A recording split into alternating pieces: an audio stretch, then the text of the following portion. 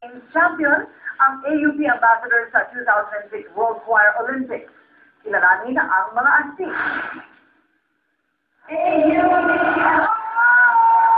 Iwinagay pa ng AUP Ambassadors Chorale ang bandila ng Pilipinas. Nagtawag din sila bilang kampiyon ng 2006 World Choir Olympics sa Xiamen, China. Yun ang unang pagkakataon na nakabili nila ang titulong World Choir Games Champion matapos tanghaling kampiyon sa gospel at sa spiritual songs category.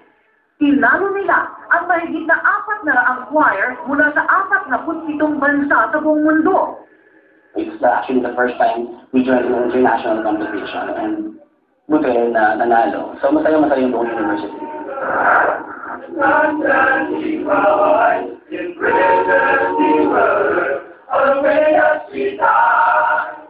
Ang Singing Ambassadors ang pangunahin at opisyal na koro ng Adventist University Philippines.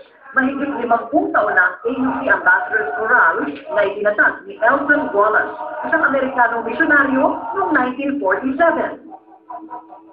Halos araw-araw silang nag-e-ensayo. Gusto nilang humapot pa ng parangal, hindi lamang para sa kanilang grupo at eskwelahan, kundi para sa ating pamilya.